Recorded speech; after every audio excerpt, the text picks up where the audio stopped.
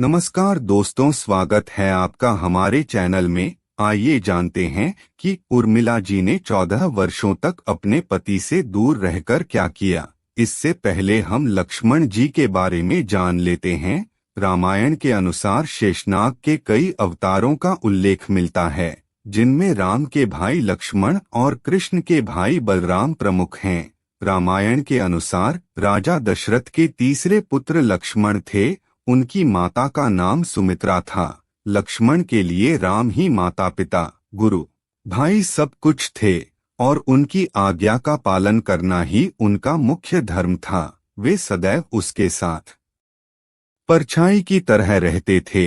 उन्होंने प्रभु श्री राम के प्रति अपमानजनक शब्द कभी बर्दाश्त नहीं किए। कहते हैं कि लक्ष्मण का वनवास राम जी के वनवास से भी बड़ा था, क्योंकि लक्ष्मण ने 14 वर्ष तक अपनी पत्नी से दूर रहकर राम की सेवा को ही अपने जीवन का एकमात्र लक्ष्य बनाया। वाल्मीकि रामायण के अनुसार उर्मिला जनकनंदिनी सीता की छोटी बहन थीं और लक्ष्मण की पत्नी उर्मिला को लेकर यह वर्णित है कि वह नाग लक्ष्मी का अवतार थीं और सीता के विवाह के समय उनका विवाह दशरथ और सुमित्रा के पुत्र लक्ष्मण से हुआ था। जब राम और सीता के साथ लक्ष्मण वनवास जाने लगे तो उनकी पत्नी उर्मिला ने भी उनके साथ जाने की जिद की, लेकिन लक्ष्मण ने उन्हें यह कहते हुए मना कर दिया कि अयोध्या को और माताओं को उनकी आवश्यकता है। उस समय लक्ष्मण जी की उर्मिला जी से नई नई शादी हुई थी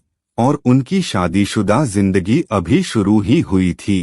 यह उनके लिए बेहद मुश्किल वक्त था। लक्ष्मण के वनवास जाने के बाद उर्मिला के पिता अयोध्या आते हैं और उर्मिला से घर चलने का अनुरोध करते हैं ताकि मां और दोस्तों की संगति से उर्मिला के पति वियोगे का दुख कम हो सके।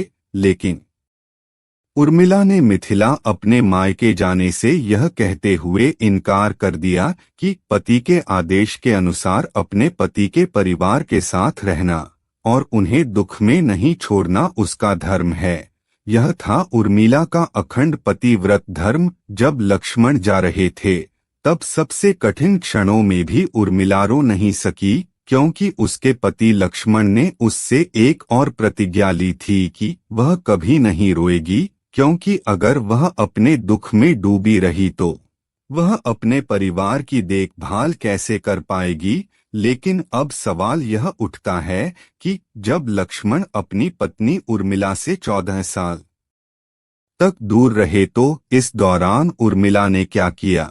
इस संबंध में मान्यता समर्थित एक कहानी पढ़ने को मिलती है। यह किंवदंती है कि रावण के पुत्र मेघनाद को वरदान था कि जो व्यक्ति 14 वर्षों तक सोया नहीं है वह उसे हरा सकता है। हालांकि लक्ष्मण अपने भाई श्रीराम और भाभी सीता की रक्षा और सेवा करते रहे, जिससे उन्हें 14 वर्षों तक नींद नहीं आई। पौराणिक कथा के अनुसार उर्मिला उनके बजाय 14 साल तक सोती रहीं।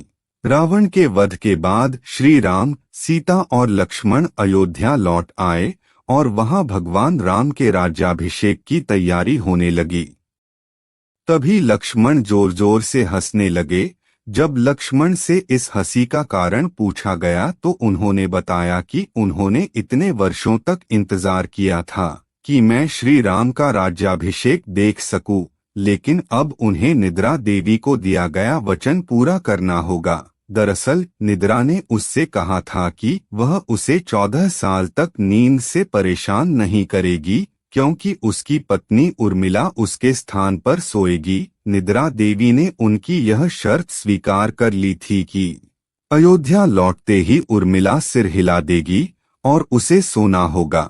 इसलिए लक्ष्मण हंस रहे थे कि अब उन्हें सोना पड़ेगा और वे राम का राज्याभिषेक देखने के लिए तैयार नहीं होंगे। उनके यहाँ यह अनुष्ठान उर्मिला ने देखा था। लक्ष्मण और उर्मिला से अंगद और चंद्रकेतु नामक 2 पुत्र और सोमदा नामक एक पुत्री का जन्म हुआ। अंगदियापुरी की स्थापना अंगद ने की थी और चंद्रकेतु ने चंद्रकांतपुरी की स्थापना की थी। कथा के अनुसार लक्ष्मण की जीत का सबसे बड़ा कारण उर्मिला का पतिव्रत धर्म था। मेघनाद के वध के बाद उसका शव श्री राम जी के युद्ध शिविर में रख दिया गया। मेघनाद की पत्नी सुलोचना शव मांगने आई, अपने पति का कटा हुआ सिर देखकर सुलोचना का हृदय अत्यधिक द्रवित हो गया। वह रोने लगी। रोते हुए उन्होंने पास खड़े लक्ष्मण की ओर देखा और कहा, सुमित्रा नंदन, यह भूलकर भी गर्व मत करो कि मैंने मेघनाद का वध भी किया है। दुनिया में किसी के पास मेघनाद को मारने की शक्ति नहीं थी। अब आप सोच रहे होंगे कि अगर निद्रा देवी के प्रभाव में आकर उर्मिला 14 साल तक सोती रहीं, तो उन्होंने लक्ष्मण से अपनी सास और अन्य रिश्तेदारों की सेवा करने का वादा कैसे पूरा किया?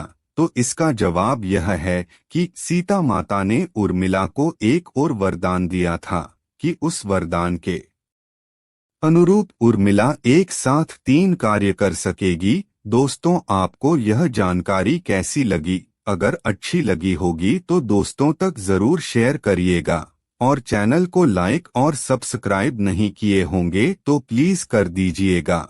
तो दोस्तों, मिलते हैं इसी प्रकार के अगले नए वीडियो में। तब तक के लिए जय हिंद, वंदे मातरम।